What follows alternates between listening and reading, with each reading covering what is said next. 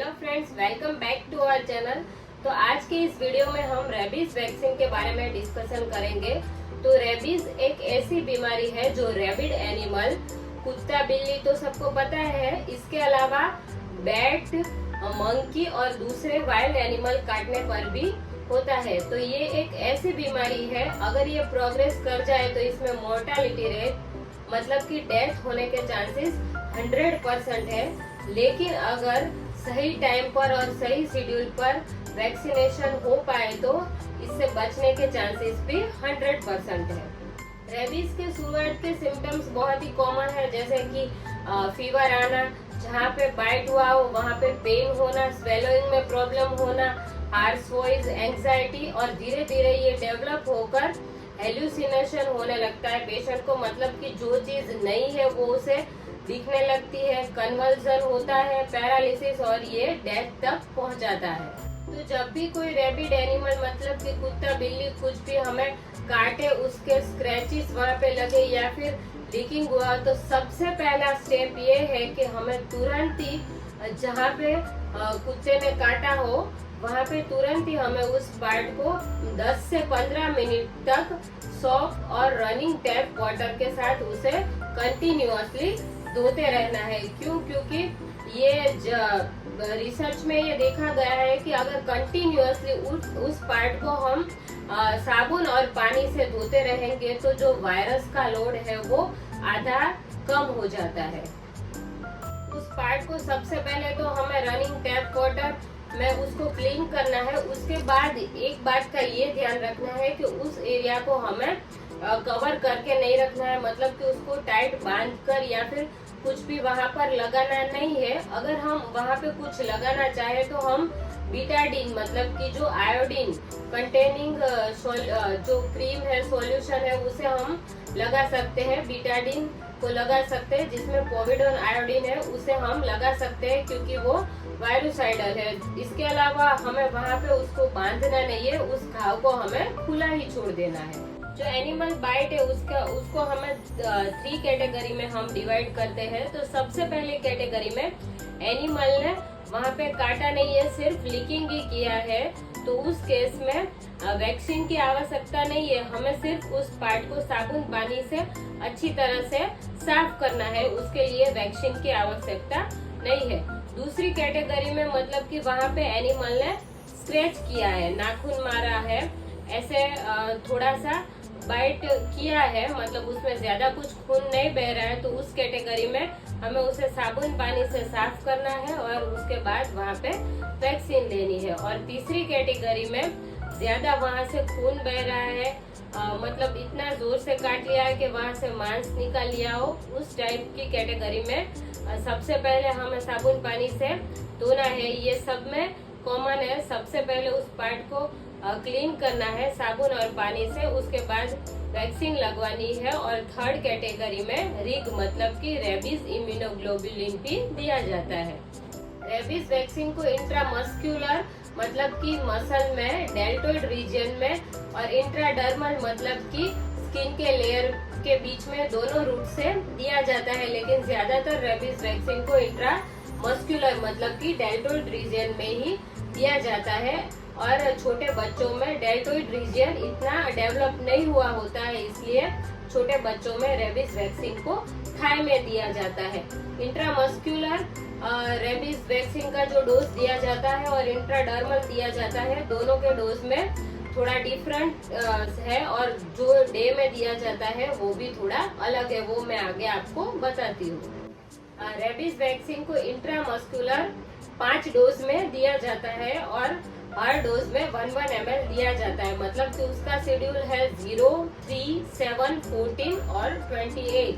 मतलब कि आज अगर डॉग बाइट हुआ तो उसे हम 0 कंसीडर करें, उसके हिसाब से 3, 7, 14 और 28 डे को दिया जाता है। मतलब कि आज अगर 7 डेट है तो दूसरा डोज 10 डेट को दिया जाएगा और उस हिसाब से बाकी के डोज दिए जाएंगे।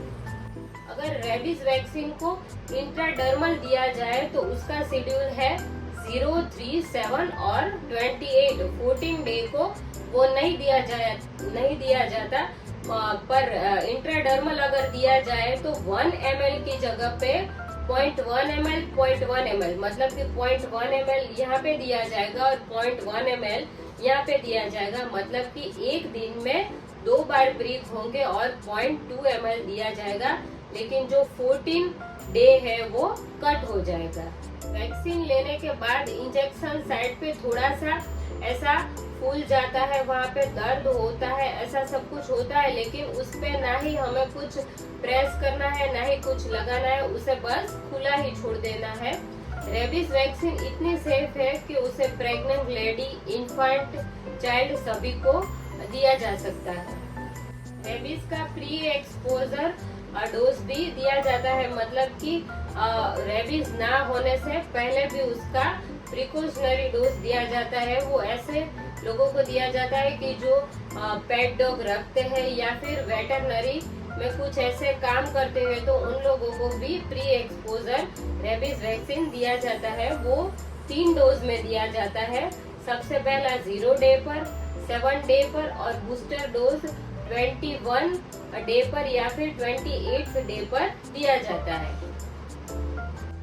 रेबीज का इंक्यूबेशन पीरियड मतलब कि रेबीज के सिम्टम्स दिखने का जो टाइम है वो 6 दिन से लेकर, मतलब कुत्ता काटे उसके बाद के 6 दिन से लेकर 6 साल तक उसके सिम्टम्स कभी भी दिख सकते हैं।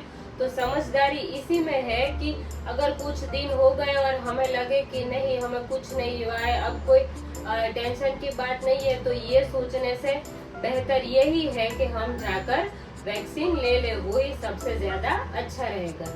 रेबीज वैक्सीन सरकारी अस्पतालों में फ्री में दिया जाता है और अगर खानगी अस्पताल में हम जाएं तो उसका रेट एक इंजेक्शन 300 से 400 के अराउंड का आता है। मतलब कि अगर हम 5 डोज लगवाए तो एक डोज की कॉस्ट 300 से 400 रुपए है, मतलब कि टोटल 1500 से 2000 तक का हमारा पूरा शेड्यूल रहेगा। तो लोग पेट एनिमल घर पे रखते हैं, अगर उसने काट लिया तो लोगों को लगता है कि हमने तो इसको वैक्सीन लगवाई है, ये वैक्सीनेटेड है, तो हमें वैक्सीन लेने की जरूरत नहीं है, लेकिन ये करना बिल्कुल भी ठीक नहीं रहेगा। इससे बेटर ये है कि आप जाके अपने पेट एनिमल की एंटीबॉडीज चेक करवा लें कि वो रेबीज को ट्रांसफर नहीं करने के लिए सफिशिएंट है या फिर आप खुद वैक्सीन ले लें।